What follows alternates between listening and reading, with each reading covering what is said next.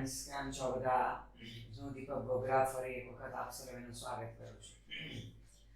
Students, તો last time આપણે chemistry subject standard 12 chapter 3 જે ઇલેક્ટ્રોકેમિસ્ટ્રી હતા એમાં લાસ્ટ ટાઈમ પણ ખૂબ અગત્યના ટોપિકની વાત કરેલી હતી. કોરસનો નિયમ, conductometric titration, okay, weak acid versus weak base હોય તો કંડક્ટરોમેટ્રિક ટાઇટ્રેશન મીન્સ કે ગ્રાફ કેવો આવશે. નિર્બળ એસિડ પ્રબળ બેઝ હોય, પ્રબળ એસિડ નિર્બળ બેઝ હોય, બંને નિર્બળ એસિડ વર્સિસ પ્રબળ બેઝ હોય. ટૂંકમાં જુદા જુદા પ્રકારના કંડક્ટરોમેટ્રિક ટાઇટ્રેશનની આપણે વાત કરેલી હતી, જે એમસીક્યુ માટે ખૂબ અગત્યનો ટોપિક હતો. Clear guys? આજે જે વાત કરવાની છે તે આપણે ઇલેક્ટ્રોકેમિસ્ટ્રી જે આપણું ચેપ્ટર છે એનો લાસ્ટ ટોપિક કે જુદા જુદા પ્રકારની બેટરીઓ જે છે એના વિશે વાત કરવાની છે. ક્લિયર? તો ગાઈસ, જે કોઈ પણ બેટરી છે, જે કોઈ પણ જે કોષ છે, એ દરેકે દરેક બેટરીનો કન્સેપ્ટ શું છે?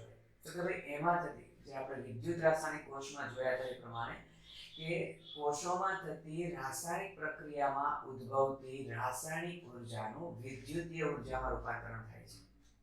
તો આજે જેટલા પણ કોષો કે બેટરી વિશે વાત કરવાની છે એ દરેકે દરેકનો સિદ્ધાંત આ છે કે તેમાં થતી રાસાયણિક પ્રક્રિયામાં ઉદ્ભવતી રાસાયણિક ઉર્જાનું વિદ્યુત ઉર્જામાં રૂપાંતરણ. ક્લિયર? આની આપણે વાત કરવાની છે અને આ દરેકે દરેકનો સિદ્ધાંત રહેશે. ક્લિયર? તો ગાઈસ, ઓલ ઓવર બેટરીઓ ગાઈસ બે પ્રકારની હોય છે. ઓકે, બેટરીઓ કેટલા પ્રકારની હોય છે? બે. તો આપણે ટાઇટલ આપીએ છીએ ગાઈસ બેટરીઓ. તો ખાલી બેટરી કહીએ. અને બેટરી આપણે કહીએ છીએ ગાઈસ કેટલા પ્રકારની? તો પહેલી વસ્તુ જે પણ કોષ કે બેટરી છે એનો સિદ્ધાંત કહે છે તો શોર્ટ એન્ડ સિમ્પલ રાસાયણિક ઉર્જાનું વિદ્યુત ઉર્જામાં રૂપાંતરણ. ક્લિયર?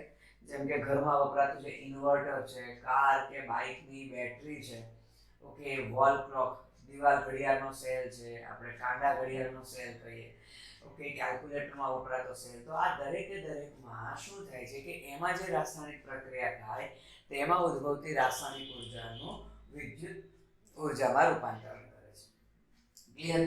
તો ઓલ ઓવર બેટરીને આપણે બે ભાગમાં વર્ગીકૃત કરીએ છીએ ગાઈસ. કેટલા ભાગમાં વર્ગીકૃત કરીએ છીએ? બે ભાગમાં. એક આપણે કહીએ છીએ પ્રાથમિક કોષ અથવા પ્રાથમિક બેટરીઓ, અને એક આપણે કહીએ છીએ ગાઈસ દ્વિતીયક કોષ અથવા દ્વિતીયક બેટરીઓ. ક્લિયર? ગાઈસ, પ્રાથમિક કોષને સાદી ભાષામાં કહીએ કે આ એવા પ્રકારના કોષ છે કે જે એક વખત ખલાસ થઈ જાય, વપરાઈ જાય, મૃત બની જાય, પછી બીજી વખત એનો ઉપયોગમાં લઈ શકાય નહીં. જેમ કે આપણે દિવાલ ઘડિયાળના સેલની વાત કરીએ, કાંડા ઘડિયાળના સેલની વાત કરીએ, તો ભાઈ એક વખત ખલાસ થઈ જાય છે તો ફરી આપણે રિચાર્જ નથી કરી શકતા. ટૂંકમાં એને આપણે મીન્સ કે નકામા બની જાય, બિનઉપયોગી બની જાય. તો શોર્ટ એન્ડ સિમ્પલ હું કહું, પ્રાથમિક કોષ એટલે શોર્ટ એન્ડ સિમ્પલ એવું કહી શકાય કે જેમનું ચાર્જિંગ કરી શકાતું નથી. જેમનું ચાર્જિંગ કરી શકાય નહીં. ઓકે, જેમનું ચાર્જિંગ કરી શકાય નહીં મીન્સ કે એક વખત મૃત બન્યા બાદ, એક વખત એ લોકો બિનઉપયોગી બની જાય, પછી પોટેન્શિયલ ઉત્પન્ન કરતા બંધ થઈ જાય, પછી એને ફરીવાર આપણે ઉપયોગમાં લઈ શકીએ નહીં. ક્લિયર? તો એવા કોષોને આપણે પ્રાથમિક કોષ કહીશું. અને એમાં આપણે બે પ્રકારના કોષ ભણીશું ગાઈસ. એક ભણીશું આપણે સૂકો કોષ. સૂકો કોષ જેને આપણે ગાઈસ લેક્લાન્સે કોષ પણ કહીશું. ટૂંકમાં જે દિવાલ ઘડિયાળમાં વપરાતો હોય તે, ટોર્ચની બનાવટમાં પણ વપરાય છે, ટ્રાન્ઝિસ્ટર બનાવટમાં પણ વપરાય છે. ક્લિયર? અને બીજું આપણે કહીશું ગાઈસ મર્ક્યુરી કોષ. કયો કહીશું આપણે? મર્ક્યુરી કોષ, જેને આપણે બટન સેલ પણ કહીએ છીએ. મીન્સ કે જે કાંડા ઘડિયાળમાં હોય, શ્રવણ ઉપકરણમાં હોય. ક્લિયર? તો પ્રાથમિક કોષમાં આ બે કોષોની વાત કરીશું. દ્વિતીયક કોષમાં જો આપણે વાત કરી દઈએ ગાઈસ, દ્વિતીયક કોષ, તો દ્વિતીયક કોષ સાદી ભાષામાં કહીએ તો જેમ કે કારની બેટરી, મોબાઈલની બેટરી પણ કહી શકાય. ઇન શોર્ટ, જેનું ચાર્જિંગ કરી શકાય, કે એક વખત મૃત બની જાય મીન્સ કે પોટેન્શિયલ ઉત્પન્ન કરતા બંધ થાય, અને મીન્સ કે એ લોકો મૃત બની જાય છતાં પછી આપણે એનું ચાર્જિંગ કરી શકીએ. ઇન શોર્ટ, એને પુનઃજીવિત કરી શકીએ, પુનઃ ઉપયોગમાં લઈ શકીએ. તો એ પ્રકારના કોષને શું કહે છે? સેકન્ડરી સેલ્સ, દ્વિતીય કોષો કહીએ છીએ. તો શોર્ટ એન્ડ સિમ્પલ લખીએ ગાઈસ કે જેમનું ચાર્જિંગ કરી શકાય છે. સાદી ભાષામાં કહીએ તો જેમનું ચાર્જિંગ કરી શકાય. ટૂંકમાં એક વખત બિન ઉપયોગી બન્યા બાદ જેને આપણે પુનઃ ઉપયોગમાં લેવા માટે ચાર્જ કરી શકાય, જેને પુનઃજીવિત કરી શકાય એવા કોષોને શું કહેશું ગાઈસ આપણે? બરોબર છે, દ્વિતીય કોષ. એમાં પણ આપણે બે પ્રકારના કોષની વાત કરીશું. એક કહેશું આપણે લેડ સંગ્રાહક કોષ, જનરલી કારની બેટરીમાં હોય છે. બીજું આપણે કહેશું નિકલ કેડમિયમ સંગ્રાહક કોષ. તો ઘણીવાર એને કમ્બાઈન વાંચે છે. નિકલ સીડી છે તો નાઇકેડ કોષ તરીકે પણ ઘણીવાર લખેલું આવે છે. નાઇકેડ કોષ કમ્બાઈન વંચાય છે. ગાઈઝ હજી જો હું એક પ્રકારના કોષની વાત કરી દઉં, ઓકે, અહીંયા એવું લાગે તો ડ્રો કરી દઉં છું, ઓકે, જેને આપણે કહીશું ગાઈઝ બળતણ કોષ.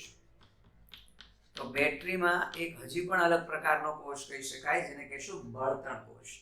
ગાઈઝ બળતણ કોષ શું હોય છે કે એમાં જે પણ બળતણ છે, જેમ કે હાઇડ્રોજન અથવા કાર્બન મોનોક્સાઇડ અથવા ટૂંકમાં બળતણ, મિથેન છે, પેન્ટેન, તો કોઈ પણ બળતણ વાયુ છે એનું દહન કરીને એ ઉત્પન્ન થતી દહન ઉષ્માનું એક જ તબક્કામાં વિદ્યુતીય ઉર્જામાં રૂપાંતર કરીએ. કારણ કે દહન ઉષ્મા પણ, દહન પ્રક્રિયા પણ એક પ્રકારની રેડોક્સ પ્રક્રિયા છે. તો શોર્ટ એન્ડ સિમ્પલ બળતણ કોષમાં જે દહન પ્રક્રિયામાં ઉદ્ભવતી દહન ઉર્જા છે એનું ડાયરેક્ટલી સીધું જેનું એક જ તબક્કામાં વિદ્યુત ઉર્જામાં રૂપાંતર કરી શકાય એવા કોષને શું કહેવાય? બળતણ કોષ કહી શકાય. એમાં આપણે હાઇડ્રોજન બળતણ કોષની વાત કરીશું. ઓકે, એની વ્યાખ્યા આપણે ઓલરેડી બળતણ કોષ ભણીશું ત્યારે જેવું આ વ્યાખ્યા બોલ્યો ત્યારે આપણે નોટ કરીશું. તો ઓલ ઓવર આપણે પહેલા આટલા કોષોની વાત કરવાની છે અને દરેક કોષો પછી આપણે છેલ્લે ક્ષારણ ઘટનાની વાત કરવાની છે. તો ક્ષારણ પણ એક પ્રકારનો વિદ્યુત રાસાયણિક કોષ છે ગાઈસ. ઓકે, ચાલો સ્ટેપ બાય સ્ટેપ વાત કરીએ. તો જે કોષમાં જેટલી વસ્તુની વાત કરીએ પરફેક્ટલી દિમાગમાં રહેવું જોઈએ. ઓકે, ચાલો સૌથી પહેલા આપણે વાત કરીશું ગાઈસ સૂકો કોષ. સૌથી પહેલા કોની વાત કરીશું આપણે? સૂકો કોષ. ઓકે, તો કેટલા પોઈન્ટ એના ઉપર યાદ રાખીશું ગાઈસ? તો એક પોઈન્ટ યાદ રાખીશું કે તેને આપણે લેક્લાન્સે કોષ પણ કહીએ છીએ ગાઈસ. લેક્લાન્સે કોષ તરીકે પણ ઓળખીએ છીએ. ઓકે, રચના શું છે તો મને ડાયાગ્રામ દોરી આપણે. એક કામ કરીએ, પહેલા ડાયાગ્રામ જ બનાવી લેજો. સૂકા કોષમાં કઈ રીતનું હોય છે? ચાલો અહીંયા જરા ડાયાગ્રામ સમજાવવાનો પ્રયત્ન કરીએ કે સૂકા કોષમાં એક ઝિંકનું પાત્ર હોય છે. શું હોય છે ગાઈસ? ઝિંકનું પાત્ર. જોજો ડાયાગ્રામ પરફેક્ટ આવડશે એટલે ઓટોમેટિક સૂકા કોષના કન્સ્ટ્રક્શન, એની રચના રિલેટેડ જે બી એમસીક્યુ હશે એ આવડી જશે. ઘણા ખરા એમસીક્યુ એની રચના પર આધારિત છે ગાઈસ અને પૂછાઈ પણ ચૂકેલા છે. તો સૌથી પહેલા આપણે લઈએ છીએ ઝિંકનું પાત્ર લઈએ છીએ કે જે પોતે એનોડ તરીકે કામ કરે છે. ઝિંકનું પાત્ર પોતે કયા તરીકે કામ કરશે ગાઈસ? એનોડ તરીકે કામ કરશે. આ ઝિંકના પાત્રની અંદરની બાજુએ એકદમ પાતળા છિદ્રાળુ કાગળનું સ્તર ચડાવેલું હોય છે.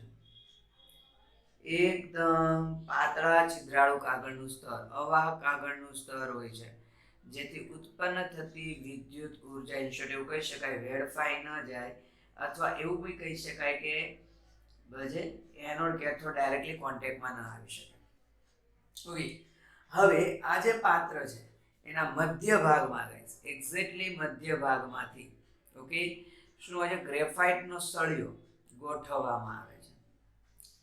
તો ગ્રેફાઇટનો સળિયો પાત્રના તળિયાને સ્પર્શે નહીં એ રીતે ગોઠવવામાં આવે છે. તો આ છે ગ્રેફાઇટનો સળિયો ગાઈસ.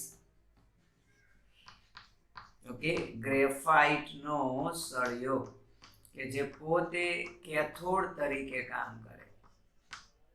ઓકે, ત્યાર પછી આ જે બાકીનો ભાગ છે,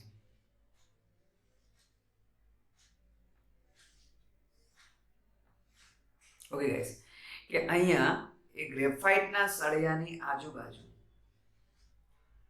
ગ્રેફાઇટના સળિયાની આજુબાજુ જે આપણે આ વાત કરીએ છીએ ગાઈસ, એ શું હોય છે તો કે ભાઈ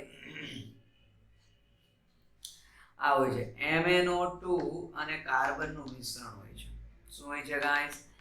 MnO2 અને કાર્બનનું મિશ્રણ હોય છે. આ MnO2 પોતે ગ્રેફાઇટના સળિયાની સપાટી પર શું પામવાનો છે ભાઈ? રિડક્શન પામવાનો છે. શું પામવાનો છે ભાઈ? રિડક્શન પામવાનો છે. તો જેટલા પોઈન્ટ બતાવીએ છે એ ખાસ દિમાગમાં રાખવાનું છે. અને છેલ્લે જો વાત કરી દઈએ કે બાકીનું જે પાત્ર છે એમાં એમોનિયમ ક્લોરાઇડ અને ઝિંક ક્લોરાઇડની ભીની લુગદી હોય છે, ભીની પેસ્ટ. જોજો ગાઈસ, નામ સૂકો કોષ છે પણ કોઈ પણ કોષ 100% સૂકો ન હોય. કારણ કે જો તે 100% સૂકો હોય તો વિદ્યુત પ્રવાહનું વહન જ ન કરી શકે. જેમ કે બધાને ભાઈ સૂકું લાકડું હોય વિદ્યુતનો અવાહક, પણ ભેજવાળું લાકડું હોય તો સુવાહક. ઓકે, એટલે નામ ભલે સૂકો કોષ છે પણ હકીકતમાં 100% આ સૂકો હોતો નથી. ત્યાર પછી શું હોય છે ગાઈસ કે આ જે ઝિંકનું પાત્ર તેનું મોં એ ખાસ પ્રકારના મીણથી શું કરે? સીલ કરે. ગાઈસ, તો આ ખાસ પ્રકારનો મીણ શબ્દ એટલા માટે યુઝ કરેલો છે, નહીતર જનરલી સીધી વસ્તુ છે, જ્યારે કોષ પોતે વિદ્યુત પ્રવાહ ઉત્પન્ન કરશે તો ઓબ્વિયસલી જે પોતે ગરમ થશે. ઓકે, અને જો ગરમ થાય તો મીણ પીગળવા લાગે. પણ આ એવું મીણ છે કે આ કોષમાં જે પોટેન્શિયલ ઉત્પન્ન થવાનું છે અથવા વિદ્યુત પ્રવાહ વહન પામવાનો છે એ વિદ્યુત પ્રવાહ પોતે પીગળશે નહીં. એટલે ખાસ પ્રકારનું મીણ એવો શબ્દ યુઝ કરેલો છે. ક્લિયર? અને લાસ્ટમાં કહીએ તો કોષની બહારની બાજુએ અહીંયા એક જાડા અવાહક કાગળનું સ્તર ચડાવેલું હોય છે. જાડા અવાહક કાગળનું સ્તર ચડાવેલું હોય છે કોષની બહારની બાજુ. એટલે ફરી એવું કહી શકાય ગાઈસ કે કદાચ વિદ્યુત પ્રવાહ ઉત્પન્ન થતો હોય તો વેડફાઈ ન જાય. ક્લિયર? તો આ સંપૂર્ણ રચના છે. તો મેં જેટલા પોર્શન, જેટલા પાર્ટ લખેલા છે એટલું ખાસ દિમાગમાં રહેવું જોઈએ. તો આ દરેકે દરેક કોની વાત થઈ ભાઈ? લેક્લાન્સે કોષની રચનાની વાત થઈ. લેક્લાન્સે કોષની રચનાની વાત થઈ. ક્લિયર? હવે જેની કાર્ય પદ્ધતિ કહીએ ગાઈસ, દરેક કોષની કાર્ય પદ્ધતિમાં તમને જે તે કોષ અથવા બેક્ટેરિયાના સમીકરણો આવડવા જોઈએ. શું આવડવું જોઈએ? સમીકરણો આવડવા જોઈએ. તો આમાં એનોડ ઉપર કાર્ય પદ્ધતિમાં એનોડ કેથોડના સમીકરણ હતો. એનોડ ઉપર શું થશે? ઓક્સિડેશન. કોણ છે એનોડમાં ભાઈ? ઝિંક. તો ઝિંકનું આ રીતે ઓક્સિડેશન થશે કે Zn+2 aqueous +2 ઇલેક્ટ્રોન. આ રીતે ઓક્સિડેશન થશે. કેથોડ ઉપર શું થશે? રિડક્શન. તો કોનું રિડક્શન થશે? MnO2 કે જે કાર્બનની સંપર્કમાં છે. તો MnO2 નું આ રીતે રિડક્શન થશે ગાઈસ. તો જો કે અહીંયા એનોડની સપાટી પર જે ઇલેક્ટ્રોન ઉત્પન્ન થાય છે એને કેથોડ સુધી લઈ કોણ જશે? આ એમોનિયમ આયન. તો એમોનિયમ આયન એક પ્રકારે એનોડ પરથી ઇલેક્ટ્રોનને ઉંચકીને કેથોડ પર લઈ જાય છે. ઓકે, એટલે ઇલેક્ટ્રોનના વાહક તરીકેનું કામ કરે છે. તો એમોનિયમ એ આ બે ઇલેક્ટ્રોન શું કરશે? સ્વીકારશે. તો નિપજ શું મળશે ગાઈસ? જો નિપજ આ રીતે મળશે MnO2 જે અહીંયા મેંગેનીઝની +4 ઓક્સિડેશન છે તે 3 માં રિડક્શન પામશે. આમાંથી 2 મોલ એમોનિયા બનશે અને બાકીનું શું બની જશે? હાઇડ્રોજન બેલેન્સ કરી લે 4 દુ 8 3 દુ 6 તો 1 મોલ પાણી બની જશે. ગાઈસ, કેટલીક રેફરન્સ બુકમાં આ જ સમીકરણ આ રીતે લખેલું છે. બંને સાચા છે, કોઈ ગલત નથી. જેમ કે MnO2 NH4+ plus electron it gives શું આવશે? આ રીતે લખેલું છે MnO OH- plus okay H2O અને પ્લસ બસ. ઓકે, સોરી એમોનિયા રહી ગયો તો NH3 જરા બેલેન્સ કરી લઈએ. ઓકે, MnH છે, હાઇડ્રોજન 3 ને 4. ઓકે, તો અહીંયા પાણી નહીં આવે. ક્લિયર?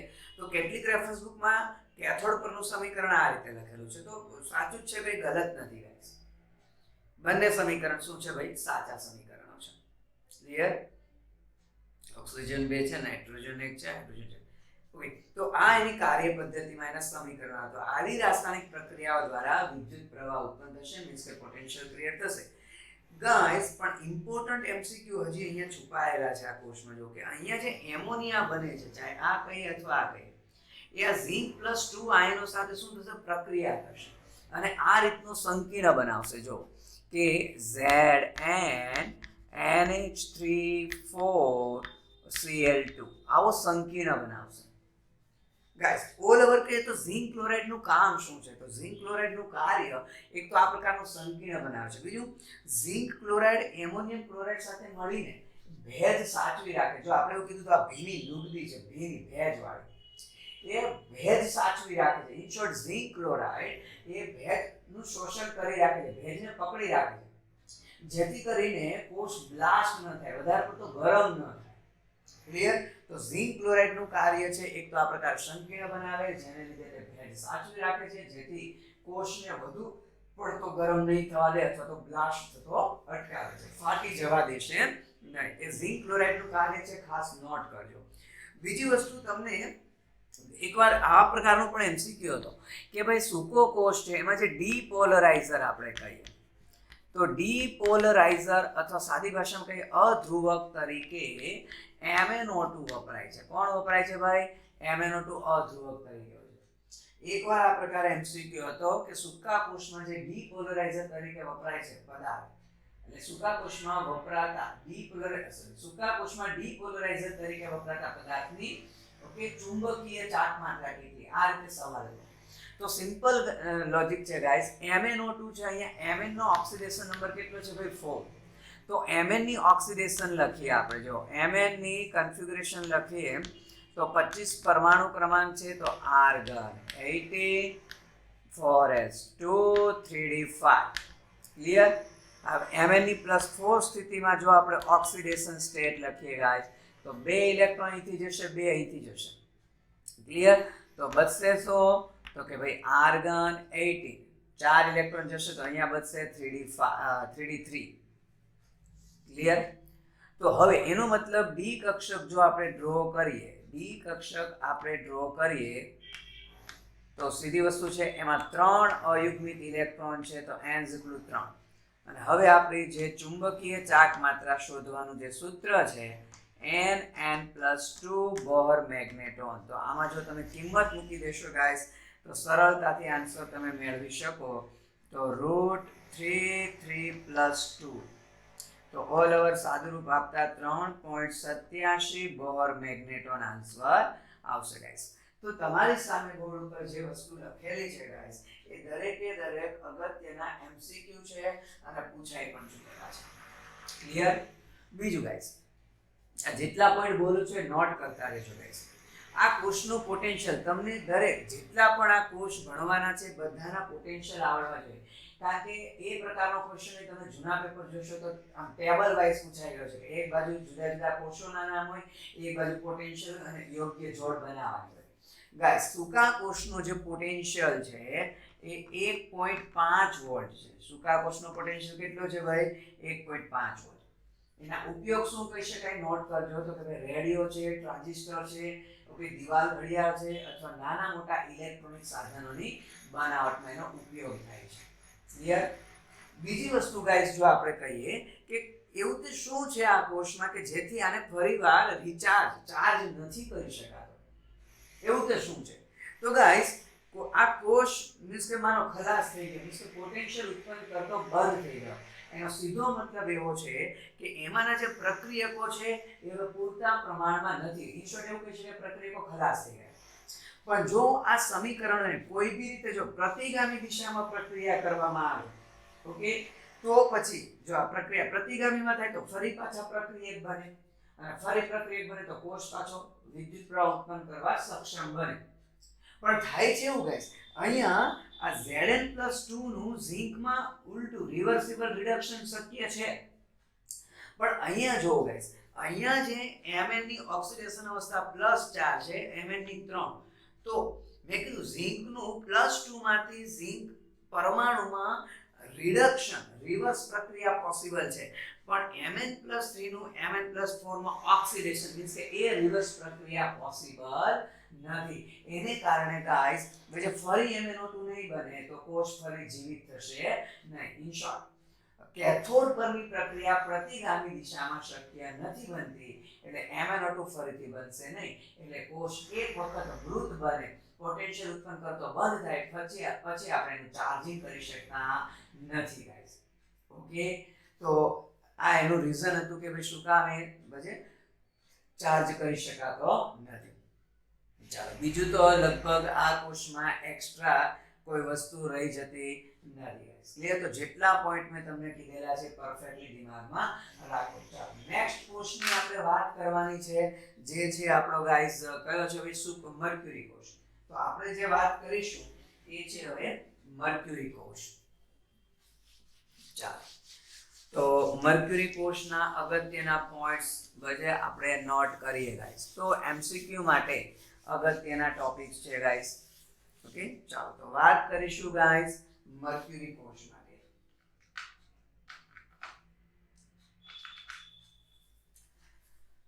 તો બીજા કોષની શરૂઆત કરીએ છીએ. મર્ક્યુરી કોષ અથવા જેને બટન કોષ કહેવાય, button cell. Okay, button size નો હોય સાદી ભાષામાં કહીએ તો. ઓકે, તો ભાઈ નિશ્ચય આપણે કાંડા ઘડિયામાં વ્રિસ્ક બ્લોકમાં કાંડા ઘડિયામાં જે સેલ હોય ને એની આપણે વાત કરવા જઈ રહ્યા છીએ. ક્લિયર? તો સૌથી પહેલું કહીએ ગાઈસ એની રચના. ઓકે, એની રચના શું કહેશું ગાઈસ? જો એવું શોર્ટ એન્ડ સિમ્પલ દિમાગમાં રાખો. એની રચના જો આપણે કહી દઈએ તો કે ભાઈ એનો એનોડ તરીકે કોણ હોય? તો કે ઝિંક એમાલ્ગમ હોય, ઝિંક મર્ક્યુરી હોય એનોડ તરીકે. ઝિંક મર્ક્યુરીનું આવરણ હોય. ઓકે, જો એમાં કેથોડ તરીકે કહીએ તો ગાઈસ મર્ક્યુરી ઓક્સાઇડ અને કાર્બનની પેસ્ટ હોય, carbon graphite. Okay, mercury oxide carbon. અને એમાં એનોડ ઉપરથી કેથોડ સુધી ઇલેક્ટ્રોન લઈ જવા માટે વિદ્યુત વિભાજ્ય તરીકે કોણ? ઇન શોર્ટ વિદ્યુત વિભાજ્ય દ્રાવણ તમને કહું તો વિદ્યુત વિભાજ્ય દ્રાવણ તરીકે એમાં ગાઈસ ઝિંક ઓક્સાઇડ અને KOH નું મિશ્રણ હોય. શોર્ટ એન્ડ સિમ્પલ, એનોડ તરીકે ઝિંક મર્ક્યુરીનું આવરણ, કેથોડ તરીકે મર્ક્યુરી ઓક્સાઇડ કાર્બનનું મિશ્રણ અને વિદ્યુત વાહકીય લુગદી ટૂંકમાં એનોડ થી કેથોડ સુધી ઇલેક્ટ્રોન લઈ જાય એના માટે કોણ હોય? ઝિંક ઓક્સાઇડ અને KOH નું મિશ્રણ હોય ગાઈસ. ક્લિયર? આ એની રચનાની શોર્ટ એન્ડ સિમ્પલ. ગાઈસ એની કાર્ય પદ્ધતિની જો આપણે વાત કરી દઈએ તો કાર્ય પદ્ધતિમાં મેં કીધું સમીકરણો આવે એનોડ અને કેથોડ પરનું. તો એનોડ પર જે ઝિંક એમાલ્ગમ છે એ આ વિદ્યુત વાહકીય લુગદીના KOH માંથી OH ને મેળવશે. તો ઝિંક એનો ઓક્સિડેશન અંક 0 છે એ ઝિંક ઓક્સાઇડમાં કન્વર્ટ થાય છે, પોતે ઓક્સિડેશન પામે છે +2 માં. ઓકે, આ 2OH તેમાંથી H2O બનશે અને 2 નું ઓક્સિડેશન થયું એટલે 2 ઇલેક્ટ્રોન રિલીઝ કરશે. તમે કહેશો સાહેબ મર્ક્યુરી ક્યાં આવ્યો? મર્ક્યુરી એમનો પડ્યો રહેશે નીચે તળિયે. ક્લિયર? જેમ કે કેથોડ ઉપર શું થશે? જો કેથોડ ઉપર ફરી પાછો છે મર્ક્યુરી ઓક્સાઇડ. એ શું કરશે? આ H2O અને ઇલેક્ટ્રોન તો જે રીતે ઇલેક્ટ્રોન શીખવે છે તે દિમાગમાં રાખો. H2 અને 2 ઇલેક્ટ્રોન મેળવશે તો મર્ક્યુરી પોતે અત્યારે +2 સ્ટેટમાં છે એ મર્ક્યુરી લિક્વિડ સ્વરૂપે બધે જમા થઈ જશે. એટલે અહીંયા ઓક્સિડેશન અવસ્થા 0, પોતાનું રિડક્શન થયું અને આમાંથી બની જશે 2OH-. તો ઓલ ઓવર ગાઈસ જો આપણે બધે કુલ સમીકરણ લખવાનો પ્રયત્ન કરીએ તો સીધી વાત છે ભાઈ 2 electron cancel, H2O cancel, OH- cancel. તો કુલ પ્રક્રિયા તમને ખ્યાલ છે zinc એમાલ્ગમ plus mercury oxide, it gives zinc oxide plus mercury. આ રીતે આપણે કહી શકીએ. તો તમે જોઈ શકો છો કોષની કુલ પ્રક્રિયામાં કોઈ આયનો નથી ગાઈસ. અને એક તો કહી શકાય કે કોઈ આયન નથી એટલે આ કોષ કોઈ આયન પ્રત્યે પ્રતિવર્તી નથી એવું કહી શકાય. એટલે આને ફરી જીવિત કરવો મુશ્કેલ અથવા અશક્ય છે. જીવિત કરી શકાતો નથી, ઇન્સ્યોર ચાર્જ કરી શકાતો નથી. બીજું ગાઈસ આ કોષ એવો છે કે એની કુલ પ્રક્રિયામાં કોઈ આયનો નથી. એને લીધે ગાઈસ ઓકે એનો જે કોષ પોટેન્શિયલ છે 1.35 વોલ્ટ એના પૂરા આયુષ્ય દરમિયાન સંપૂર્ણ જીવનકાળ દરમિયાન જે અચળ રહે છે. તો આ કોષનો પોટેન્શિયલ કેટલો કીધો ગાઈસ? ઓકે, આ જે કોષનો પોટેન્શિયલ છે એ આપણે વાત કરી દીધી ગાઈસ 1.35 વોલ્ટ કે જે તેના સંપૂર્ણ આયુષ્ય દરમિયાન કેવું રહે છે ગાઈસ? અચળ રહે છે. ઓકે, એના સંપૂર્ણ આયુષ્ય દરમિયાન અચળ રહે છે. ઓકે ગાઈસ, આ કોષના ઉપયોગો કહીએ તો કે ભાઈ કેમાં કામ લાગે?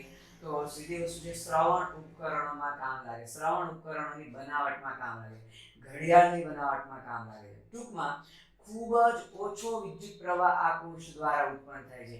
એટલે ખૂબ ઓછા વિદ્યુત પ્રવાહના ઉત્પાદન માટેનું બેસ્ટમાં બેસ્ટ ઉપકરણ છે. ખૂબ ઓછા વિદ્યુત પ્રવાહના ઉત્પાદન માટેનું બેસ્ટમાં બેસ્ટ ઉપકરણ છે મર્ક્યુરી કોષ. ક્લિયર? તો બસ આ કોષમાં ગાઈસ આપણે આટલી જ વસ્તુ દિમાગમાં રાખીશું. નો ડાઉટ ગાઈસ અહીંયા જે મર્ક્યુરી મળે છે આ કોષ પુનઃજીવિત નથી કરી શકાતો, ચાર્જ નથી કરી શકાતો, પણ આ કોષ જે ઇન શોર્ટ ખલાસ થયેલા વપરાઈ ગયેલા આ પ્રકારના કોષ હોય એને ભેગા કરીને એનામાંથી મર્ક્યુરી કાઢી લેવામાં આવે. એ મર્ક્યુરીને ફરી પાછા ઉપયોગમાં લેવા માટે રીપ્રોસેસિંગ કરવામાં આવે. ઇન શોર્ટ આ કોષને બજે ભેગા કરીને મર્ક્યુરી કલેક્ટ કરવામાં આવે. મર્ક્યુરીને બજે મીન્સ કે જમીનમાં કે જ્યાં ત્યાં ફેંકવામાં આવતું નથી, કારણ કે એક પ્રકારનો પ્રદૂષક છે. ઓકે, એટલે આ પ્રકારના કોષ વપરાઈ ગયા બાદ એમાંનું મર્ક્યુરી કલેક્ટ કરીને પ્રોસેસ કરીને ફરી યુઝ કરી શકાય ગાઈસ. ટૂંકમાં એને ફેંકવામાં નથી આવતું, નહીંતર પ્રદૂષક છે ગાઈસ. ઓકે, તો આ જે વાત કરી તે આપણા પ્રાથમિક કોષોની વાત કરી. હવે જે વાત કરવાની છે ગાઈસ એ આપણો દ્વિતીયક કોષ કે જેને ચાર્જ કરી શકાય, અને એમાં પણ આપણે પહેલું વાત કરીશું લેડ સંગ્રાહક કોષ. લેડ સંગ્રાહક કોષ. ઓકે, તો ગાઈસ લેડ સંગ્રાહક કોષ પરથી કેલ્ક્યુલેશન પ્રકારના ગણતરી પ્રકારના એમસીક્યુ પણ આવેલા છે, અને એના માટે તમને સમીકરણ આવડવા જોઈએ. ગાઈસ જો સમીકરણ નો આવડે તોય તમને ફેરાડે સાથેનો સંબંધ H2SO4 નો આવડવો જોઈએ. કઈ રીતે હમણાં શીખીશું આપણે. તો સૌથી પહેલા લેડ સંગ્રાહક કોષ ગાઈસ એની આપણે શું કહીશું, રચના કહીશું. ચાલો, લેડ સંગ્રાહક કોષની રચના, તો એની રચનામાં સાદી ભાષામાં કહી દઈએ તો એક પાત્રમાં, ચાલો એની સૌપ્રથમ રચના કહી દઈએ છે. ઓકે, તો એમાં 38% W/W H2SO4 નું જલીય દ્રાવણ. H2SO4 નું 38% W/W H2SO4 ભરેલો છે ગાઈસ. ઓકે, વિદ્યુત વિભાજ્ય તરીકે. એમાં પ્લેટ કોની હોય તો કે ગાઈસ એકદમ સ્પોન્જી, વાદળી જેવી નરમ. ઓકે, લેડની પ્લેટ, અને આ બંને ટૂંકમાં પ્લેટ લેડની હોય છે, અને પછી યોગ્ય વિદ્યુત વાહક તાર વડે જોડવામાં છે, પોઝિટિવ નેગેટિવ. Clear guys.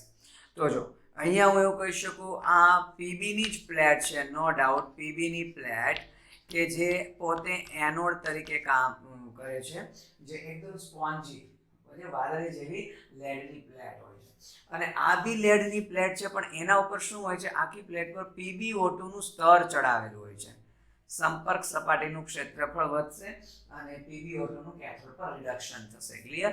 તો અહીં આવશે ગાઈસ PbO2 નું સ્તર ચડાવેલી, PbO2 નું સ્તર ચડાવેલી લેડની પ્લેટ.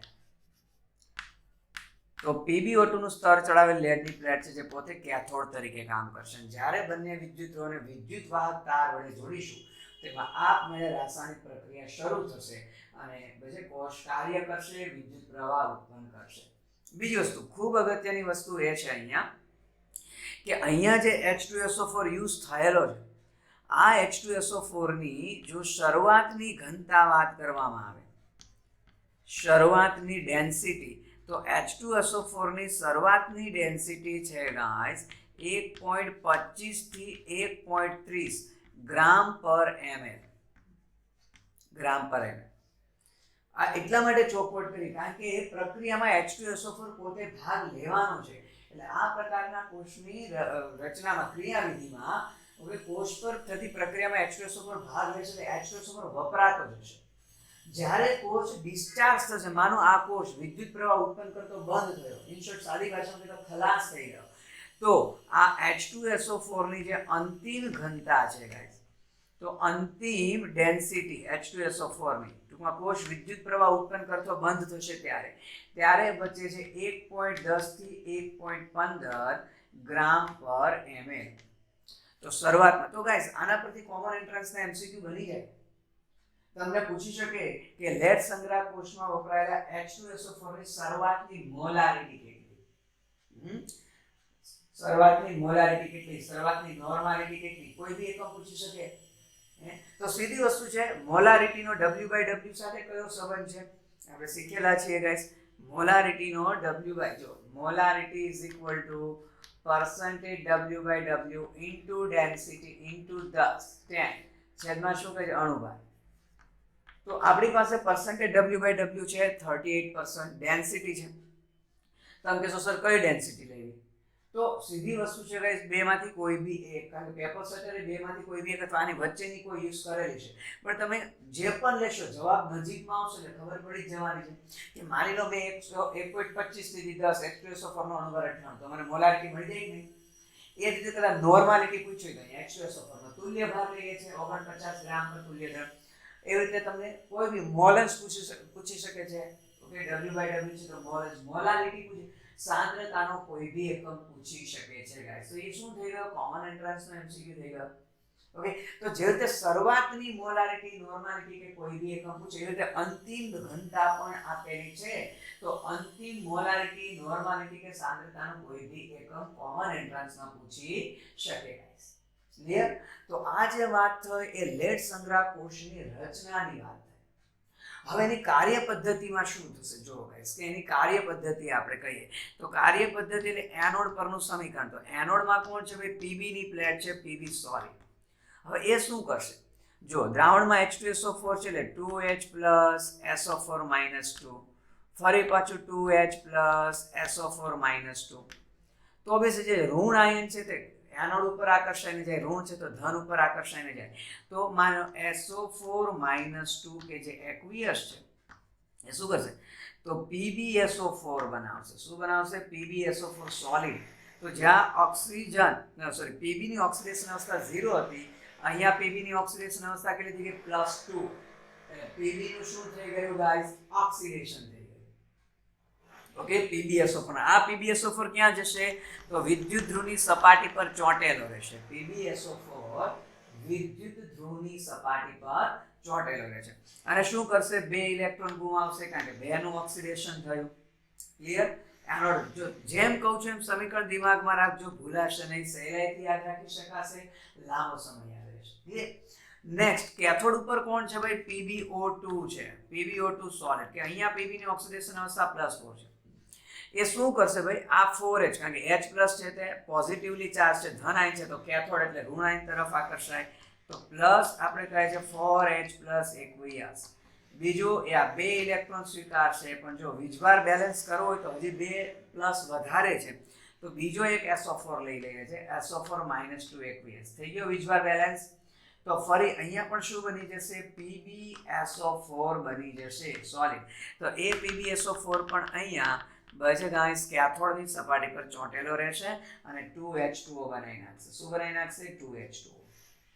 તો આ જે મેં સમીકરણ લખેલા છે લેડ સંગ્રહ કોષના ડિસ્ચાર્જિંગના સમીકરણ લખેલા છે. ડિસ્ચાર્જિંગ એટલે ડિસ્ચાર્જ થાય, કોષ કાર્ય કરે ને વિદ્યુત પ્રવાહ ઉત્પન્ન કરે, એના સમીકરણો લખેલા છે.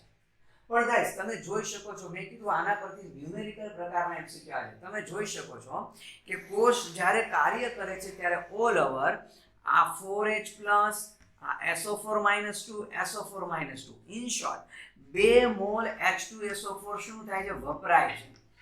2 મોલ H2SO4 શું થાય છે ગાઈસ, વપરાય છે. અને 2 મોલ H2SO4 વપરાય ત્યારે તમે જોઈ શકો છો 2 ફેરાડે જ ઉત્પન્ન થાય છે.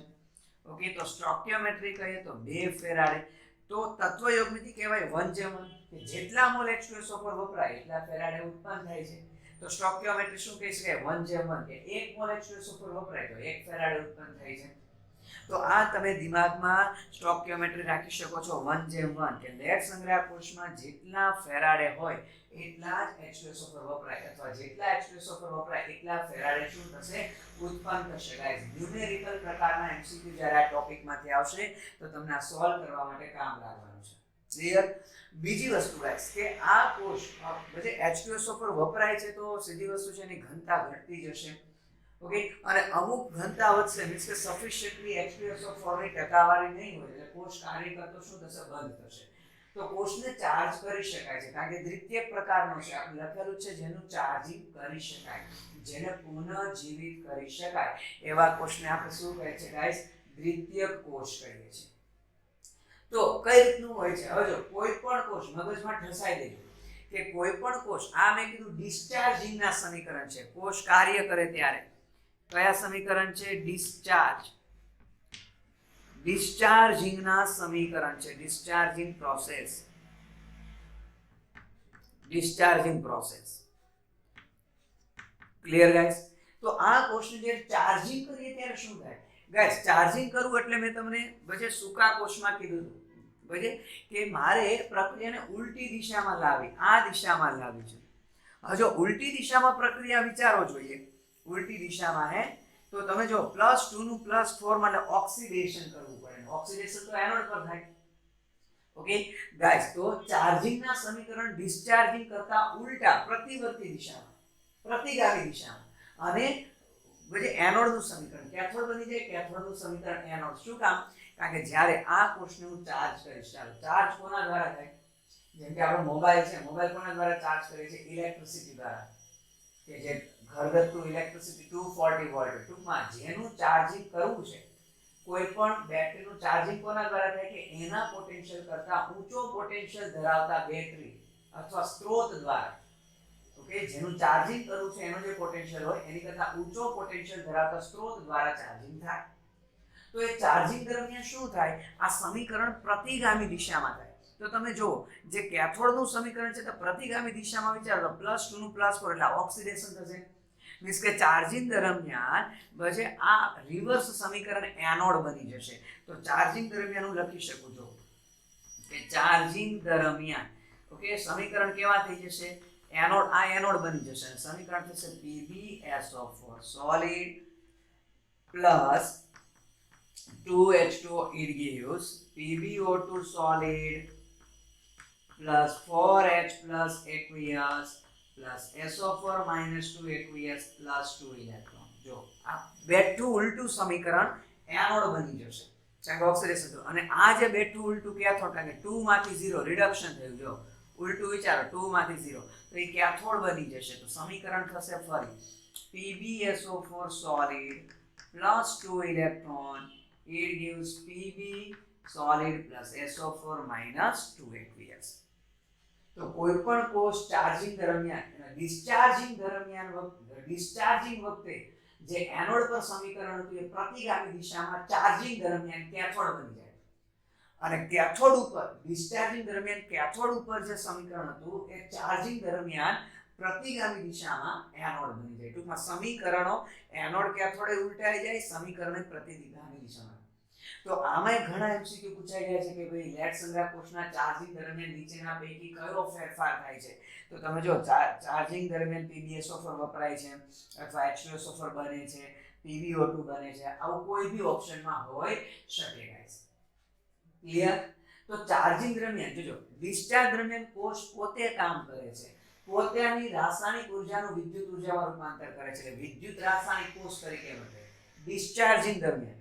પણ ચાર્જિંગ દરમિયાન આપણે બહારથી પોટેન્શિયલ આપવો પડે છે, એટલે ચાર્જિંગ દરમિયાન વિદ્યુત વિભાજન કોષ બની જાય. નોટ કરજો. ઓકે, ડિસ્ચાર્જ દરમિયાન કોષ વિદ્યુત રાસાયણિક કોષના કન્સેપ્ટ અનુસાર કામ કરે કે રાસાયણિક ઉર્જાનું વિદ્યુત ઉર્જામાં. પણ જ્યારે ચાર્જિંગ કરવું હોય ત્યારે આપણે બહારથી પોટેન્શિયલ એપ્લાય કરવો પડે છે, બહારથી પોટેન્શિયલ આપવો પડે છે, એટલે વિદ્યુત વિભાજન કોષ બની જાય. તો ચાર્જિંગ દરમિયાન કોષ કેવો બની જાય?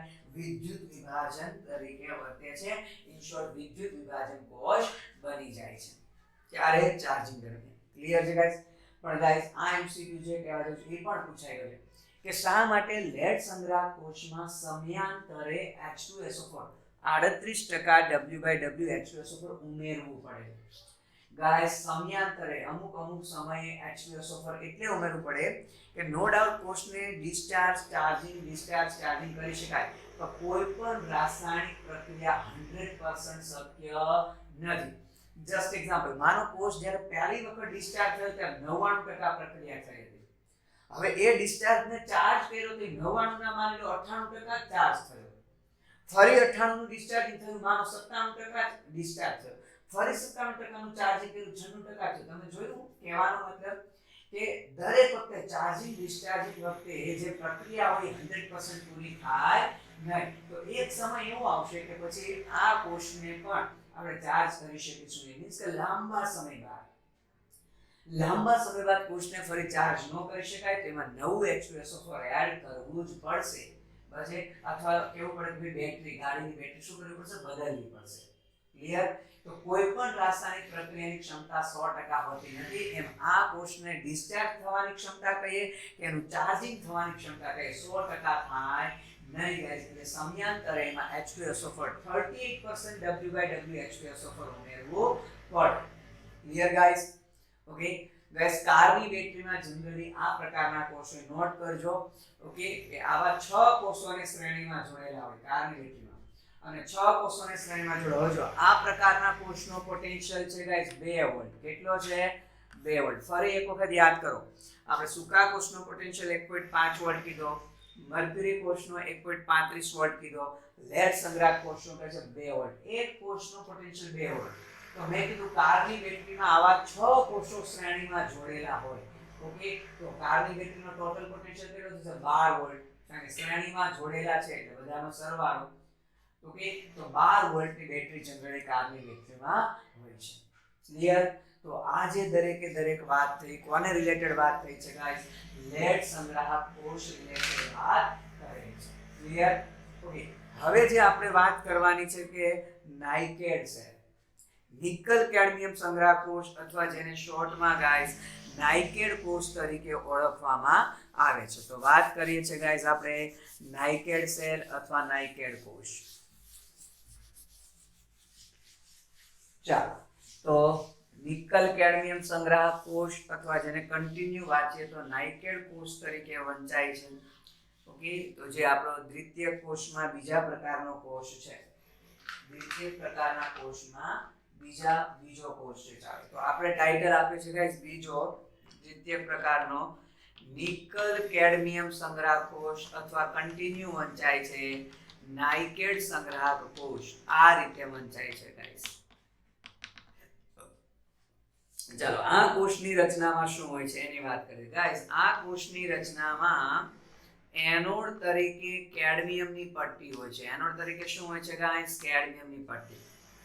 કેડમિયમ ધાતુ જાળી સ્વરૂપે પણ ઘણીવાર યુઝ કરે કેડમિયમની પટ્ટી. કેથોડ તરીકે શું હોય છે? તો કે ભાઈ NiO2 નું સ્તર ચડાવેલી Ni ની જાળી હોય છે, નિકલની જાળી અથવા નિકલની પટ્ટી. નિકલની પટ્ટી અથવા નિકલની જાળી. ઓકે, કેથોડ તરીકે કેડમિયમ હોય, એનોડ તરીકે NiO2 નું સ્તર ચડાવેલી, એટલે Ni ની ઓક્સિડેશન અવસ્થા 4 છે, Ni4 ઓક્સાઇડ કહેવાય ને. તો NiO2 નું સ્તર ચડાવેલી નિકલની પટ્ટી છે. અને જો ગાઈસ વિદ્યુત વાહકીય લુગદી તરીકે કહીએ કે એનોડના ઇલેક્ટ્રોન કેથોડ સુધી પહોંચાડનાર કોણ, તો ગાઈસ એમાં જનરલી NaOH અથવા KOH નું દ્રાવણ હોય છે. NaOH બી ચાલે, KOH બી ચાલે. તો વિદ્યુત વાહકીય દ્રાવણ તરીકે સોડિયમ હાઇડ્રોક્સાઇડ અથવા પોટેશિયમ હાઇડ્રોક્સાઇડ નું દ્રાવણ હોય છે. આ એની રચના છે. ઓકે ગાઈસ, એની કાર્ય પદ્ધતિની જો વાત કરી દઈએ તો એની કાર્ય પદ્ધતિમાં આપણે અહીંયા કહીએ છીએ. ચાલો, એનોડ પરનું સમીકરણ શું થશે? ચાલો, તો એનોડ ઉપર જે કેડમિયમ છે, ઓકે, એ કેડમિયમ આ જે વિદ્યુત વાહકીય લુગદી છે એના OH ને સ્વીકારશે, તો 2OH-. જો ગાઈસ પેલા મર્ક્યુરી કોષ જેવું છે, અહીંયા ઝિંક હતું, તો અહીંયા ઝિંક ઓક્સાઇડ બનાવતા હતા, અહીંયા બનાવીશું cadmium oxide plus water plus 2 electron. જો કારણ કે કેડમિયમ 0 માંથી કેટલો ઓક્સિડેશન આંક થયો? +2. ક્લિયર? કેથોડ ઉપર શું થશે? હવે કેથોડ ઉપર જે NiO2 છે, NiO2 ની ડાયરેક્ટ ઇક્વેશન લખી શકાય. NiO2 NaOH સાથેની રિએક્શનમાં ગાઈસ, ઓકે, શું બનાવી નાખે? 2 મોલ ઓફ NiOH થ્રાઇસ બનાવે છે.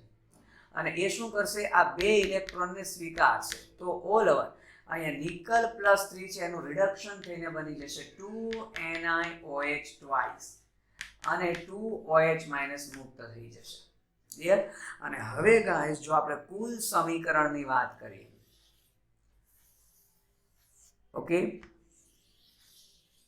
કુલ સમીકરણ, તો 2 ઇલેક્ટ્રોન કેન્સલ થશે, 2OH- કેન્સલ થશે, તો કુલ સમીકરણ આવું લખી શકાય: cadmium solid 2 NiOH thrice, it gives cadmium oxide plus 2 NiOH twice plus H2O guys. તો આ જે નાઇકેડ કોષનું આપણે ડિસ્ચાર્જિંગનું સમીકરણ લખેલું છે. કયું લખેલું છે? ડિસ્ચાર્જિંગનું. ફરી જો મારે ચાર્જિંગ કેવું હોય તો આ સમીકરણ ઉલટાઈ જશે, પણ આ કેથોડનું એનોડ બની જશે. આ સમીકરણ ઉલટાઈ જશે, એનોડનું કેથોડ. ટૂંકમાં ચાર્જિંગ દરમિયાન સમીકરણ પ્રતિગામી દિશામાં એનોડનું કેથોડ પર, કેથોડનું એનોડ પર થશે. ક્લિયર ગાઈસ જો આ કોષના પોટેન્શિયલની વાત કરીએ તો 1.40 એટલે કે 1.4 વોલ્ટ છે. ફરી યાદ કરો, સૂકો કોષ 1.5, મર્ક્યુરી કોષ 1.35, લેડ સંગ્રાહક કોષ 2 વોલ્ટ, નાઇકેડ કોષ 1.4 વોલ્ટ.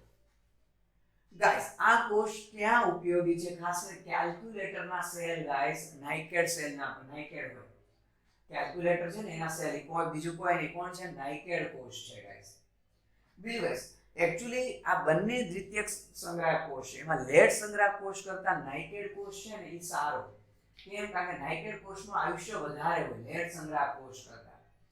લેડ સંગ્રાહક કોષ કરતા નાઇકેડ કોષનું આયુષ્ય વધારે હોય, બરાબર છે, લાંબો ટકે. પણ છતાં કેમ આપણે કારની બેટરીમાં યુઝ નથી કરતા? કારણ કે ગાઈસ એનું જે ઉત્પાદન છે ને એને બનાવવું થોડું વધારે ખર્ચાળ છે, મોંઘું છે.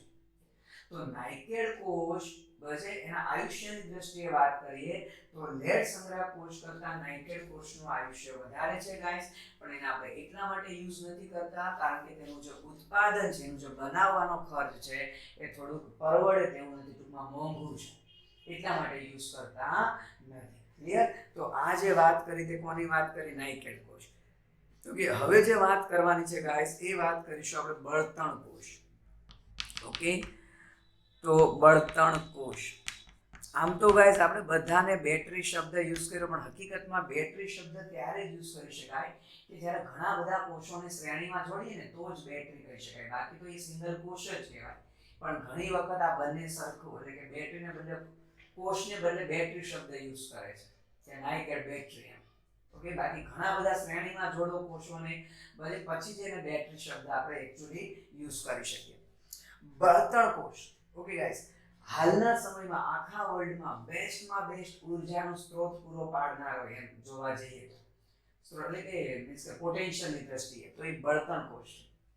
ગાઈસ નોર્મલી આપણે વાત કરીએ કે જે થર્મલ પાવર સ્ટેશન હોય, થર્મલ પાવર સ્ટેશનમાં નોર્મલી શું હોય કે ભાઈ કોલસો બાળે, કોલસાનું દહન કરે એટલે દહન ઉષ્મા, એ દહન ઉષ્માથી પાણીની વરાળ બનાવે, પાણીની વરાળથી ટર્બાઇન કરે, ટર્બાઇનથી જનરેટર અને જનરેટરથી વિદ્યુત. તો આમ જોવા જઈએ તો 4-5 તબક્કા થઈ ગયા. અને આપણને ખબર છે કોઈ પણ પ્રક્રિયામાં જેટલા તબક્કા વધારે એટલી ઉર્જા વધારે ખર્ચાય અથવા વેડફાય.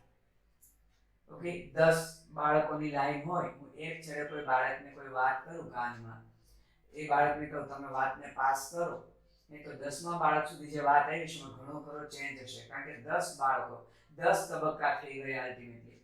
તો કોઈ પણ કોષની પ્રક્રિયામાં જેટલા તબક્કા વધારે એટલું ઉર્જાનો વેડફાય, વધારે ઉર્જા વેડફાશે.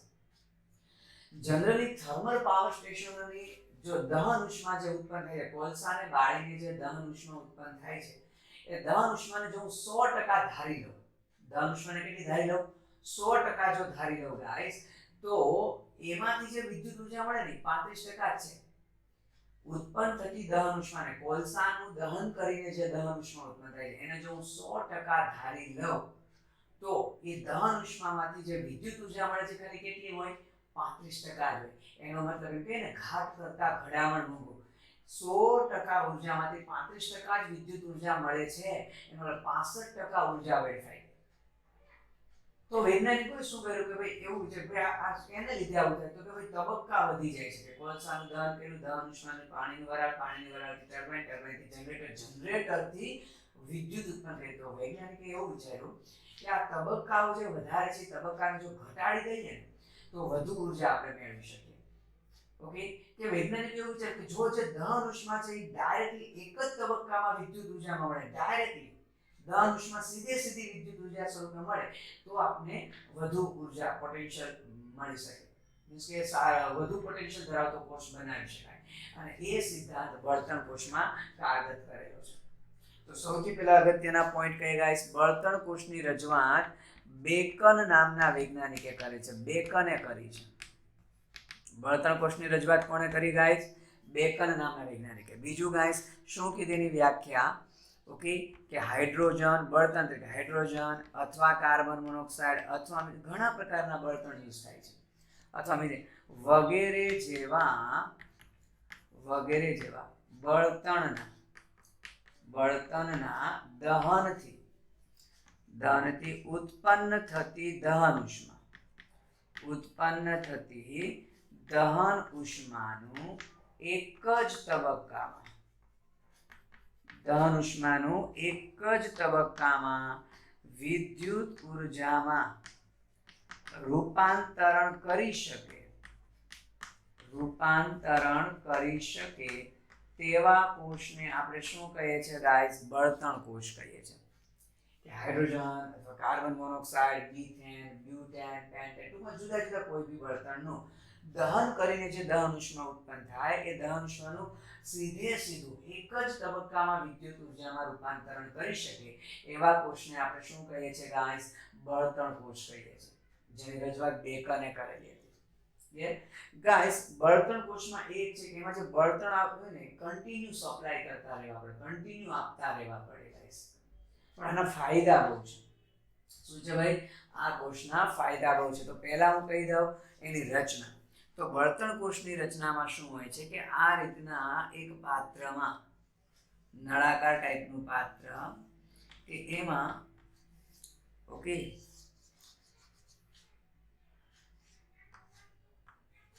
ચાલો કે આ રીતે પડદા જેવા ઉદ્દીપક હોય છે. છિદ્રાળુ કાર્બનના પડદા, ગ્રેફાઇટના પડદા છે. શું છે ગાઈસ? ગ્રેફાઇટના પડદા છે, છિદ્રાળુ સપાટી છે, સંપર્ક સપાટીનું ક્ષેત્રફળ વધારવા માટે. ક્લિયર? તો આ છે ગાઈસ એનોડ. તો ગ્રેફાઇટનો જ પડદો છે કે જે પડદા પોતે નિષ્ક્રિય વિદ્યુત ધ્રુવ તરીકે વર્તે છે. આ છે કેથોડ, એ પણ શું છે? ગ્રેફાઇટનો છે. પણ એ બંને પડદા ઉપર ઉદ્દીપકનું સ્તર હોય. જેમ કે અહીંયા આ પડદા ઉપર પ્લેટિનમના ભૂક્કાનું સ્તર હોય કે જે પોતે ઉદ્દીપક તરીકે વર્તે. તો જે આ ભૂકો છે તે કોનો છે ભાઈ? પ્લેટિનમનું સ્તર ચડાવેલું છે જે ઉદ્દીપક તરીકેનું કામ કરે છે. અને અહીંયા વાત કરીએ તો પ્લેટિનમ તો હોય જ છે ગાઈસ, પણ સાથે સાથે સિલ્વર ઓક્સાઇડનું પણ મિશ્રણ હોય છે. પ્લેટિનમ પ્લસ શું હોય ગાઈસ? સિલ્વર ઓક્સાઇડનું મિશ્રણ ઉદ્દીપક તરીકે હોય. અહીંયા ખાલી પ્લેટિનમ હોય. અને બંને પડદા વચ્ચે ગાઈસ સાંદ્ર જલીય NaOH નું દ્રાવણ હોય છે. કયું હોય છે? સાંદ્ર જલીય NaOH નું દ્રાવણ હોય છે કે જે પોતે વિદ્યુત વાહકીય લુગદી તરીકે કામ કરે. કયા તરીકે કામ કરશે? પોતે વિદ્યુત વાહકીય લુગદી તરીકે કામ કરવાનું છે. અને ગાઈસ અહીંથી છે તે પાણી, કારણ કે પ્રક્રિયા હમણાં આપણે લખીશું, આ કોષમાં ફાઇનલ પ્રક્રિયામાં નિપજ તરીકે પાણીની વરાળ હોય, વેપર. ઓકે, અને ઉષ્મા હોય. ત્યાર પછી અહીંયા એનોડમાંથી ગાઈસ, એનોડમાંથી જે બળતણ, માનો બળતણ તરીકે આપણે હાઇડ્રોજન વાયુ યુઝ કર્યો, તો એનોડમાંથી હાઇડ્રોજન ગેસ પાસ કરવાનો, અને દહન કરવા માટે બધાને ખબર છે ઓક્સિજનની જરૂર પડે તો કેથોડમાંથી ઓક્સિજનને પાસ કરવાનો. ક્લિયર? તો એનોડમાંથી કયો વાયુ પાસ કર્યો છે એના આધારે નામ. જેમ કે હાઇડ્રોજન વાયુ પાસ કર્યો તો હાઇડ્રોજન બળતણ કોષ કહેશું. મિથેન વાયુ પાસ કરેલો હોય તો મિથેન બળતણ કોષ કહેવાય. તો ઓલ ઓવર આ જે રચના થઈ એ બળતણ કોષની રચના થઈ. એની જો કાર્ય પદ્ધતિની વાત કરીએ તેના સમીકરણો ગાઈસ. સમીકરણોમાં શું વાત કરીશું? એનોડ ઉપર ઓક્સિડેશન. તો એનોડ ઉપર કોણ છે ભાઈ? H2. તો 2 મોલ ઓફ H2 ગેસ એ શું કરશે? આ વિદ્યુત વાહકીય લુગદી NaOH નું દ્રાવણ છે 4OH- સ્વીકારશે. તો બની જશે ગાઈસ 4H2O લિક્વિડ અને 4 ઇલેક્ટ્રોન ઓક્સિડેશન ને. ક્લિયર? ઓકે ગાઈસ, ચાલો નેક્સ્ટ કેથોડ ઉપર શું થશે? ઓક્સિજન છે તો ઓક્સિજન નું રિડક્શન થશે. એ ઓક્સિજન શું કરશે? અહીંથી 2 H2O સ્વીકારશે ભાઈ, અને અહીંથી 4 ઇલેક્ટ્રોન પણ મેળવશે. તો શું બનાવી દેશે? 4OH- બનાવી દેશે. શું બનાવશે? 4OH. તો જો કુલ કોષ પ્રક્રિયાની આપણે વાત કરી દઈએ ગાઈસ, કુલ કોષ પ્રક્રિયા. ઓકે, ચાલો 4 ઇલેક્ટ્રોન કેન્સલ, 4OH કેન્સલ, તો અહીંયા 2H2O કેન્સલ એટલે 2H2O બચશે. તો કુલ પ્રક્રિયામાં જુઓ કે 2H2 gas plus O2 gas it gives શું વધશે? 2H2O. પણ સાથે સાથે ગાઈસ અહીંયા પુષ્કળ ઉષ્મા ઉત્પન્ન થશે, દહન ઉષ્મા. અને આ દહન ઉષ્મા ડાયરેક્ટલી આપણને વિદ્યુત ઉર્જા સ્વરૂપે મળશે. 571.70 કિલોજૂલ ઉષ્મા હોય. ઓકે, કે 571.70 કિલોજૂલ પર મોલ ઉષ્મા ઉત્પન્ન થાય. ક્લિયર? તો 571.70 મીન્સ કે આ દહન ઉષ્માનું ડાયરેક્ટલી આપણને વિદ્યુત સ્વરૂપે એક જ તબક્કામાં વિદ્યુત ઉર્જામાં કન્વર્ટ કરે, ડાયરેક્ટલી વિદ્યુત ઉર્જા સ્વરૂપે મળશે. તો આ થઈ એની કાર્ય પદ્ધતિ. ક્લિયર? તો ગાઈસ જનરલી જેટલા પણ બેટરી કે કોષો જોયા બધામાં સૌથી ઊંચી વીજ ઉત્પાદન ક્ષમતા હોય તો બળતણ કોષની. એટલે જો આના ફાયદા બનાવી શકાય કે બળતણ કોષના ફાયદા શું? તો પહેલો ફાયદો આ કે ભાઈ બળતણ કોષની જે વીજ ઉત્પાદન ક્ષમતા છે એ બધા પ્રકારના કોષો કે થર્મલ પાવર સ્ટેશન એ બધા કરતા વધારે છે. આની વીજ ઉત્પાદન ક્ષમતા એવું કહી શકાય. હવે જો જે ઉત્પન્ન થતી દહન ઉષ્મા છે એનું 100% લઈ લો તો બળતણ કોષ દ્વારા જે વિદ્યુત ઉર્જા મળી 70 થી 75% હોય. જોજો શરૂઆત આ કોષની શરૂઆતમાં મેં શું કીધું હતું? આ કોષની શરૂઆતમાં મેં તમને એવું કીધું હતું કે જે થર્મલ પાવર સ્ટેશન છે એની વીજ ઉત્પાદન ક્ષમતા 35% છે. મીન્સ કે ઉત્પન્ન થતી દહન ઉષ્માનું 100% ધારી લો તો થર્મલ પાવર સ્ટેશન દ્વારા જે વિદ્યુત ઉર્જા મળશે એ ખાલી કેટલી છે ભાઈ? 35%. પણ હવે ફરી ઉત્પન્ન થતી દહન ઉષ્માનું જો 100% ધારી લો તો આ કોષ દ્વારા જે વિદ્યુત ઉર્જા મળશે 70 થી 75% છે. એટલે જો થર્મલ પાવર સ્ટેશન કરતા બમણી. તો જે પણ કોઈ કોષ છે કે જે કોઈ થર્મલ પાવર સ્ટેશન છે કે જુદી જુદી બેટરીઓ એ દરેકમાં આ બળતણ કોષની વીજ ઉત્પાદન ક્ષમતા સૌથી વધારે છે 70 થી 75%. અને એટલે સરળતા ખાતર સૈદ્ધાંતિક રીતે આની વીજ ઉત્પાદન ક્ષમતા 100% ગણવામાં આવે છે. જો 100% નથી, હકીકતમાં વીજ ઉત્પાદન ક્ષમતા 70 થી 75% છે, પણ ગણતરીની સરળતા ખાતર આને પ્રમાણિત તરીકે સૈદ્ધાંતિક રીતે આની વીજ ઉત્પાદન ક્ષમતા 100% ધારી લેવામાં આવે છે. આ પહેલો ફાયદો કે વીજ ઉત્પાદન ક્ષમતા સૌથી વધારે છે. બીજો ફાયદો એ કે થર્મલ પાવર સ્ટેશનમાં કોલસાને બાળીને વિદ્યુત ઉર્જા ઉત્પન્ન કરે તો ઓબ્વિયસલી કાર્બનની રસ અથવા કાર્બન મોનોક્સાઇડ, કાર્બન ડાયોક્સાઇડ હવામાં ભળે જે પ્રદૂષક છે એટલે પ્રદૂષણ થવાનો ભય રહે થર્મલ પાવર સ્ટેશનમાં. અહીંયા જો નિપજ તરીકે તો પાણી મળે છે મીન્સ કે અને હજી આપણે જે કહેશું આ પાણી મળે છે, પાણીની વરાળ, એ પાણીની વરાળને ઠંડી પાડી તો પ્યોર વોટર છે. ગાઈસ અમેરિકાના વૈજ્ઞાનિકોએ જે એપોલો 11 અવકાશયાન મોકલેલું હતું, નોટ કરજો તો અમેરિકન વૈજ્ઞાનિકોએ જે એપોલો 11 અવકાશયાન હતું મોકલેલું હતું એમાં જે વિદ્યુત મેળવવા માટે આવા હાઇડ્રોજન બળતણ કોષનો જ ઉપયોગ કરેલો હતો. અને એ સાયન્ટિસ્ટો પાસે જે અવકાશયાન સાથે જે વૈજ્ઞાનિકો ગયા હતા એની પાસે પીવાનું પાણી જ્યારે ખલાસ થઈ ગયું તો એ લોકોએ આ પ્રક્રિયામાં કોષની પ્રક્રિયાના અંતે જે પાણીની વરાળ મળે છે ને એ વરાળને ઠંડી પાડીને એ જે પ્રવાહી પાણી બનાવ્યું એને પીવા માટે ઉપયોગ કરેલો હતો. એનો મતલબ પ્યોર વોટર છે. ઓકે, તો ઇન શોર્ટ એક તો વીજ ઉત્પાદન ક્ષમતા વધારે છે, હવાનું પ્રદૂષણ નથી કરતો, અવાજનું પ્રદૂષણ નથી કરતો. ઓકે, તો ઘણા ખરા ફાયદા છે આ કોષના. ક્લિયર? તો ખૂબ અગત્યનો હાલમાં મેં કીધું એમ આખા વર્લ્ડમાં આ કોષોનો ઉપયોગ વધતો જાય છે ગાઈસ. અને આ કોષનો પોટેન્શિયલ ઓકે નથી કીધો આ કોષનો પોટેન્શિયલ ગાઈસ 1.23 વોલ્ટ છે. કેટલો છે ભાઈ?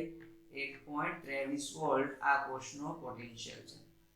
ફરી યાદ કરો સૂકા કોષમાં મેં 1.5 વોલ્ટ કીધો, મર્ક્યુરી કોષમાં 1.35 વોલ્ટ કીધો, લેડ સંગ્રહ કોષમાં 2 વોલ્ટ કીધો, નાઇટ્રેટ કોષમાં 1.4 વોલ્ટ કીધો અને બળતણ કોષમાં આપણે 1.23 વોલ્ટ કહીએ છીએ. ક્લિયર? તો આ હતા જુદા જુદા દરેક કોષ, બેટરીઝ અને બળતણ કોષ.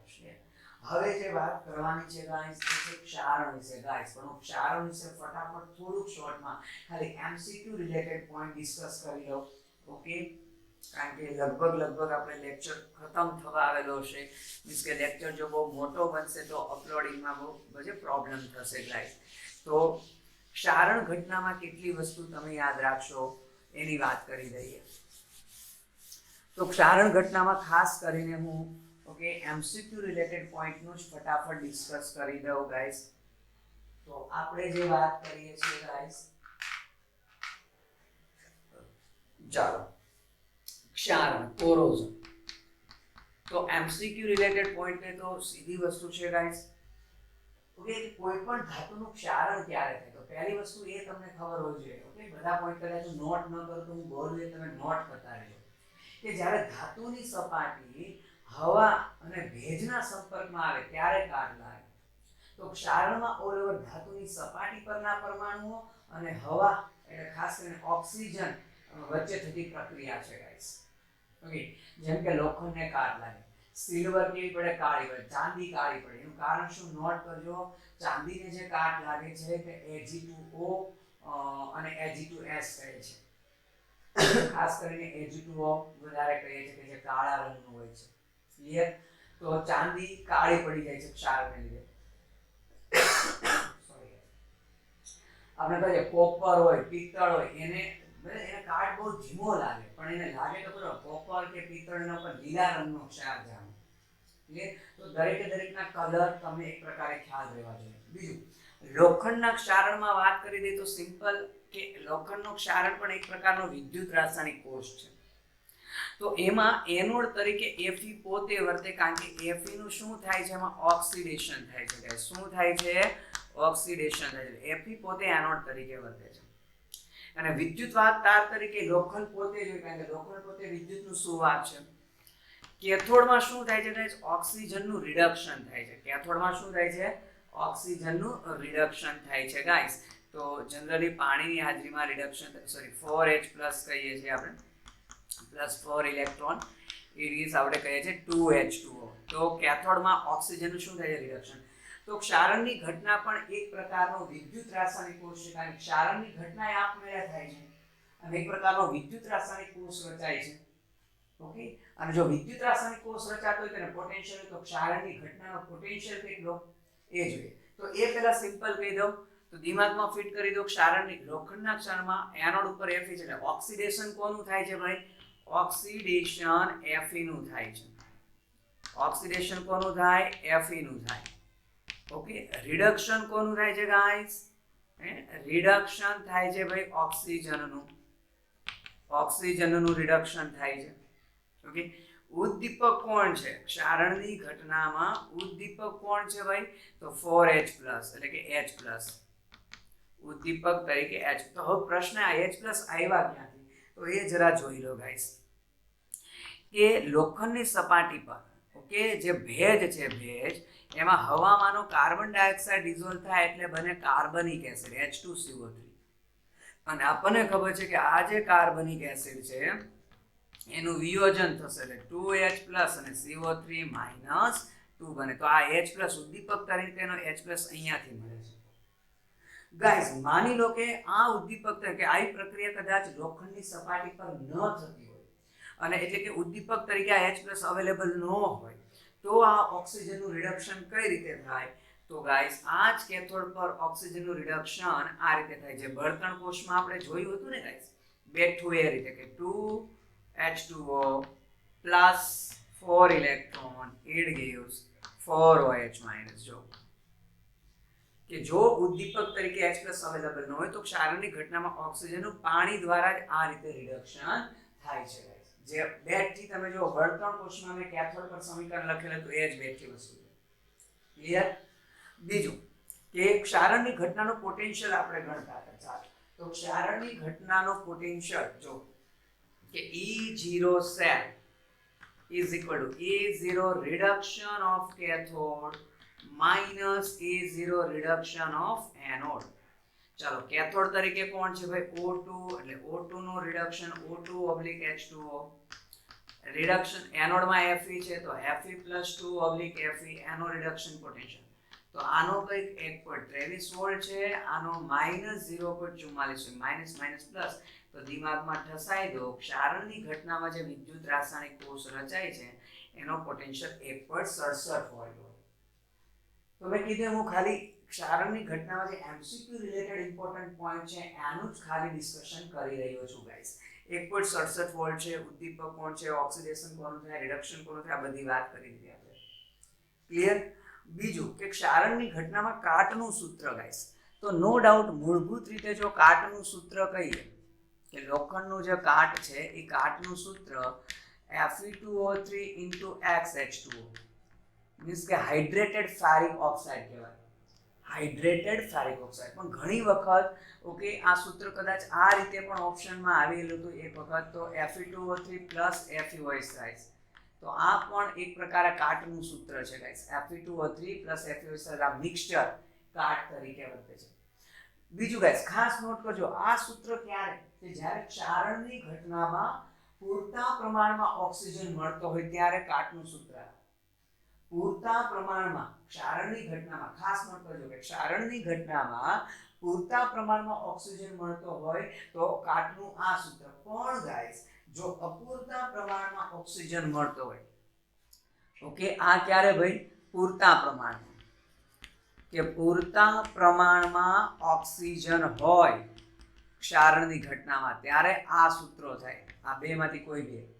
પણ માની લો ક્ષારણની ઘટનામાં જે ઓક્સિજન છે તે અપૂરતા પ્રમાણમાં છે, મીન્સ કે ઓક્સિજન સફિશિયન્ટ પ્રમાણમાં નથી, તો એ બ્લેક મેગ્નેટાઇટ ક્ષારણ તરીકે શું બને? બ્લેક મેગ્નેટાઇટ બને ક્ષાર તરીકે, કાટ તરીકે, જે આપણે લખીએ છીએ Fe3O4 તરીકે. કયા તરીકે લખીએ છીએ? બ્લેક મેગ્નેટાઇટ Fe3O4, જ્યારે પૂરતો ઓક્સિજન ન મળે ત્યારે. ક્લિયર? તો જુદા જુદા કાટના સૂત્ર છે. કોણ ઓક્સિડેશન, કોણ એનોડ તરીકે વર્તે, કોણ કેથોડ તરીકે, કોનું ઓક્સિડેશન થાય, કોનું રિડક્શન થાય, કોણ દીપક છે, કેવા રિડક્શન સમીકરણ હોય, કેટલું એનો પોટેન્શિયલ હોય, આ દરેકે દરેક આપણે વાત કરી છે. બીજું, આજે ક્યારે ક્ષારણ ઝડપી, ક્ષારણનો વેગ ક્યારે વધે? ઓકે, તો ખાસ નોટ કરો કે જ્યારે ક્ષારવાળું પાણી હોય, ક્ષારવાળું પાણી કે ભેજ વધારે પડતો હોય, ઓકે, તો એની હાજરીમાં ક્ષારણ ઝડપથી થાય. જેમ કે સાદા પાણી કરતા સમુદ્રનું પાણી હોય તો કાટ ઝડપથી લાગે. નોટ કર્યો. તો ક્ષારવાળા પાણી, ક્ષારની હાજરીમાં કે ભેજની હાજરીમાં ક્ષારણનો વેગ શું થાય? વધે છે. ક્ષારણનો વેગ વધે છે. બીજું તો ગાઈસ ક્ષારણ અટકાવવાના ઉપાય, એ તો બહુ સિમ્પલ છે. નો ડાઉટ એનસીઈઆરટી ની બુકમાં કે જે તે જુદા જુદા બોર્ડની બુકમાં પણ આપેલું છે. સિમ્પલ ટોપિક છે, કદાચ તમે 9-10 માં પણ ક્યાંક આ ભણેલા છો. ઓકે, તો કાટ લાગતો અટકાવ. પહેલી વસ્તુ, ક્ષારણ કોને લીધે થયું? તો કે ભાઈ ધાતુની સપાટી જ્યારે હવાના સંપર્કમાં આવી તો પહેલી વસ્તુ શું કરવી પડે? કાટ લાગતો અટકાવવો હોય તો ઓકે, એ ધાતુની સપાટી છે એને હવાના સંપર્કમાં આવતી અટકાવવી જોઈએ. ધાતુની સપાટી સાથે હવાનો સંપર્ક બને ત્યાં સુધી થવા દેવો જોઈએ નહીં. પછી આપણે એને અટકાવવી જોઈએ, ધાતુની સપાટીને હવાના સંપર્કમાં આવતા. ભેજ ન મળવો તો શું કરીએ કે એના ઉપર આપણે સ્તર ચડાવી દઈએ. ખાસ કરીને તમે ગેલ્વેનાઇઝ લોખંડ, ગેલ્વેનાઇઝ આયર્ન શીખેલા છો કે Fe કરતા ઝિંકનો ઓક્સિડેશન પોટેન્શિયલ, જો હું બોલું છું ઓક્સિડેશન પોટેન્શિયલ, Fe કરતા ઝિંકનો ઓક્સિડેશન પોટેન્શિયલ વધારે છે. તો જેનો Fe કરતા જેનો ઓક્સિડેશન પોટેન્શિયલ વધારે છે એ બધાનું સ્તર ચડાવી શકાય, પણ જનરલી આપણે ઝિંકનું સ્તર ચડાવી દઈએ. તો ઝિંકનું સ્તર ચડાવેલા લોખંડને આપણે ગેલ્વેનાઇઝ લોખંડ કહીએ છીએ. તો જેનાથી શું થશે ગાઈસ? ઝિંક પોતે એનોડ બની જશે. Fe કેવો બની જશે? કેથોડ.